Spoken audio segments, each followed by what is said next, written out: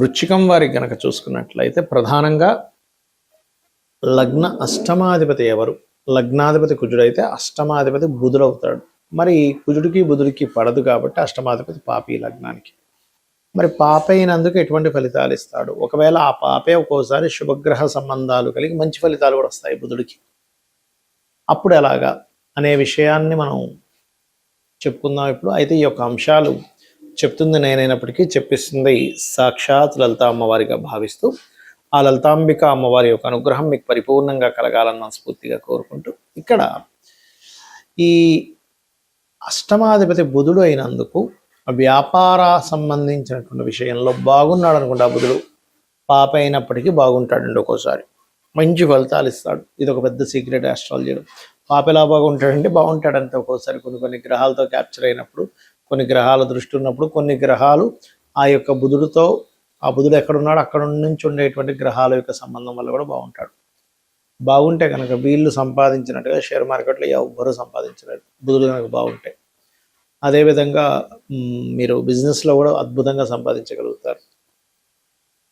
ఈ గురువు బుధుడు కనుక కనెక్టివిటీలో ఉంటే కనుక షేర్ మార్కెట్లో అయితే ఎప్పుడైనా షేర్ మార్కెట్లో సంపాదించాలంటే విపరీత రాజయోగము లేదా నీచభంగ రాజ్యోగం ఒకటైనా ఉండాలి. ఈ బుధుడు గురువు పాడవకూడదు, వృశ్చిక లగ్నానికి ప్రత్యేకంగా. అయితే ఇదే బుధుడు కనుక పాడైతే, ఒక్క నీచభంగ రాజ్యోగం కూడా లేనట్లయితే మీరు వ్యాపారాల జోలికి, అలాగే ఎట్టి పరిస్థితుల్లో కూడా మీరు ఈ షేర్ మార్కెట్ జోలికి వెళ్ళకూడదు. అయితే ఇక్కడ అష్టమాధిపతి బాగున్నాడండి, బుధుడు బాగుంటే కనుక తోటలు, పంటలు, పొలాలు, వ్యాపారాలు, బంధువర్గం ద్వారా వచ్చేటువంటి కొన్ని లాభాలు, వ్యాపారస్తుల ద్వారా వచ్చేటువంటి కొన్ని లాభాలు, వ్యాపారంలో కొన్ని ఆకస్మిక మలుపులు అన్నీ కూడా ఇస్తాడు ఇక్కడ. అంటే వ్యాపారంలో చిన్న టెక్నిక్ యూజ్ చేసామండి, ఒక్కసారిగా రోజుకి 10,000 అమ్మేది ₹1,00,000 అమ్ముతుందండి అంటాం. ఇది బుధుడు యొక్క మ్యాజిక్ చెప్పాలంటే. ఎందుకంటే బుధుడు బుద్ధికి కారకుడు, ఆలోచనకు కారకుడు, మనం లాజిక్ సప్లై చేయడానికి కారకుడు, మంత్రానికి కారకుడు. అయితే ఈ అష్టమాధిపతి మీకు కలిసి రావాలన్నా మంత్ర సాధన చాలా ముఖ్యం. అందులో ముఖ్యంగా దత్తాత్రేయుడు మంత్రము, విష్ణు సహస్రనామాల యొక్క శ్రవణము లేదా పఠనం చేయడము, గోవులకి చక్కగా మీరు గోంగూర తినిపించడం, ఇవి ఎక్కువగా చేయండి. అయితే ఇక్కడ ఒక్కొక్కసారి చూడడానికి అష్టమాధిపతి బాగున్నా, అష్టమాధిపతి ఉండే రాసులు, అంటే అష్టమాధిపతి బుధుడు కదా, బుధుడు అష్టమ లాభాధిపతి అయినందుకు అక్కడ కుజుడు కానీ కేతువు కానీ ఉన్నట్లయితే ఆ యొక్క రాసుల యొక్క పాపగ్రహ సంబంధం మూలంగా ఇబ్బంది అనేటువంటిది క్రియేట్ అవుతూ ఉంటుంది, గుర్తుపెట్టుకోండి. కాబట్టి చేయండి, ఖచ్చితంగా బాగుంటుంది. ఇక్కడ ఒక్కొక్క లగ్నానికి అష్టమాధిపతి శుభుడైతే కొన్ని లగ్నాలకు అష్టమాధిపతి పాప అవుతాడు. ముందుగా తీసుకుంటే కనుక మేషానికి శుభుడవుతాడు, కానీ వృషభానికి పాప అవుతాడు. ఎందుకంటే లగ్నాధిపతి శుక్రుడైతే అష్టమాధిపతి గురువు. అంటే లగ్న అష్టమాధిపతులు వ్యతిరేక వాళ్ళైతే పాపలు అవుతారు, సింపుల్గా చెప్పాలంటే. ఈయనేమో శుక్రుడేమో మనకి దేవతలకి గురువు, గురువేమో రాక్షసులకు గురువు శుక్రుడు, గురువేమో దేవతలకు గురువు. కాబట్టి అది వ్యతిరేక ఫలితాలు. మిథునానికి అష్టమాధిపతి శుభుడవుతాడు మళ్ళీ, ఎందుకంటే అష్టమ భాగ్యాధిపతి. దీన్ని ఎలా వెరిఫైన్ చేస్తాము అంటే లగ్న పంచమ భాగ్యాధిపత్యం గనక వస్తే ఏ భావానికైనా వాళ్ళు శుభులవుతారు. ఇది మెయిన్గా గుర్తుపెట్టుకోండి.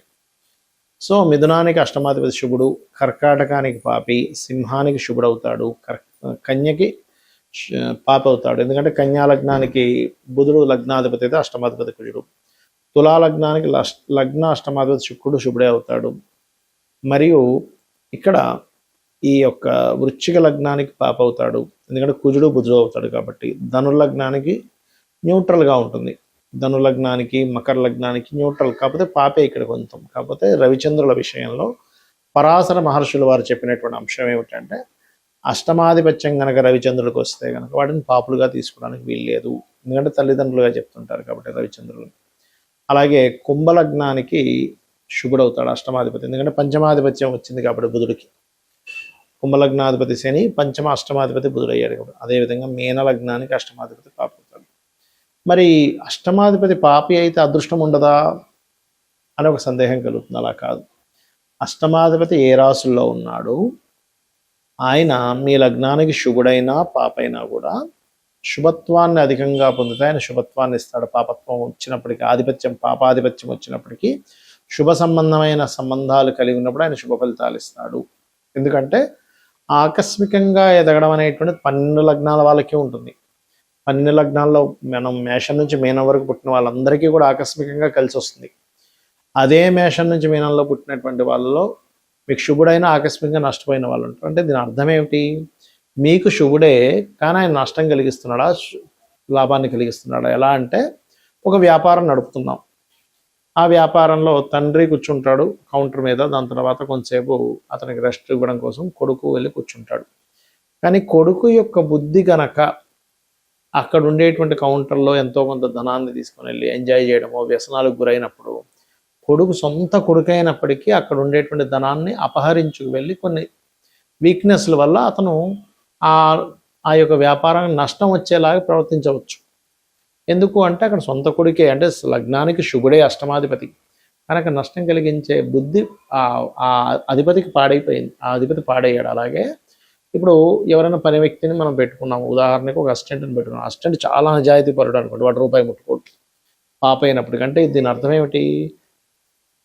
సొంత వాళ్ళైనా బుద్ధి పాడైతే ఇబ్బందినిస్తుంది, బయట వాళ్ళైనా వాడు బుద్ధి పాడవకపోతే వాడు మంచి చేస్తాడు. అలాగే గ్రహం కూడా మీ లగ్నానికి శుభుడైనా పాపైనా అష్టమాధిపతి బాగున్నాడో లేదో చెక్ చేసుకోవాలి. ఆ బాగుండడం బాగోపోవడం ఎలా చెక్ చేయాలి అంటే, పాపకత్తెరలో ఉన్నాడా, పాపగ్రహాలతో కలిసి ఉన్నాడా, పాపగ్రహంతో వీక్షిస్తున్నాడా, దాని పోర్ట్ఫోలియో పాడైందా, అది ఉండే నక్షత్రం పాడైందా, బాగుందా చూసుకోవాలి. దీన్ని డివిజనల్ చార్ట్స్ అంటారు. అంటే వర్గ చక్రాల్లో ఎక్కడైనా పాడైతే కూడా దీని యొక్క ప్రభావం ఆ రకంగా ఇస్తూ ఉంటుంది, గుర్తుపెట్టుకోండి. అదేవిధంగా మరొక విషయం ఏంటంటే, ఇక్కడ గమనించినట్లయితే వీటితో పాటు అష్టమ స్థానంలో మీ లగ్నానికి శుభుడైనటువంటిది ఏదైనా గ్రహం వచ్చి కూర్చున్నా అష్టమం బాగుపడ్డట్టే. ఇవి రూల్స్. అయితే అష్టమం అనేటువంటిది అదృష్టము, మీ యొక్క పూర్వజన్మ పుణ్యాన్ని విత్డ్రాల్ చేసుకునేటువంటి స్థానం అష్టమం. 9వ భావం మనం భాగ్యభావం అంటాం. భాగ్యాన్ని విత్డ్రాల్ చేసుకునేది అష్టమం.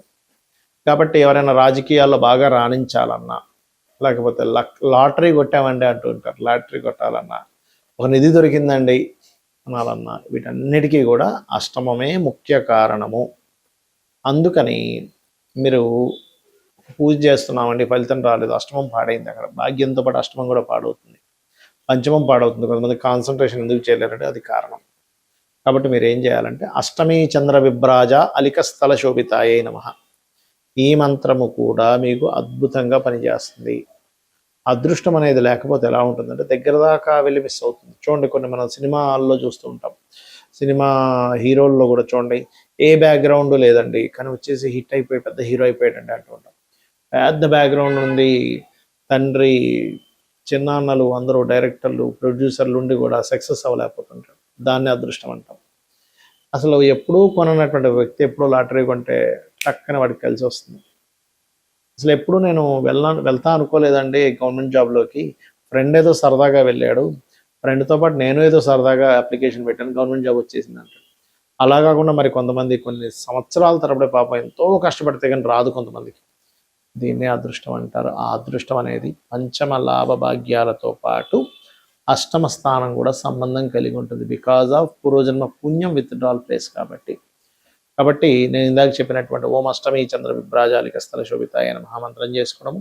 మరి కొంతమందికి ఇప్పుడు మనం చెప్పుకున్నాం, ఏది నిధులు దొరుకుతుంటాయి ఎలాగా అంటే, పూర్వజన్మల్లో వాళ్ళు ఒక ఊరంతా ఏదో ఇబ్బందులో పడితే వాడి దగ్గర ఉన్నది మొత్తం సర్వస్వం కూడా దానం చేసిన వాడి వ్యక్తి అయి ఉంటాడు. లెక్క కట్టకుండా ఇప్పుడు నేను ఈ దానం చేస్తే నాకేంటి లాభము అని చెప్పి లాభాపేక్ష చూసుకోకుండా, అవతల వాళ్ళు ఇబ్బందుల్లో ఉన్నారు కదా, ఆ ఇబ్బందుల్లో ఉండేటువంటి వారికి ఏదో ఒకటి సహాయం చేయాలనే భావనతో చేయడం అనేటువంటిదే మీకు అక్కడ ఫలితం ఇస్తుంది.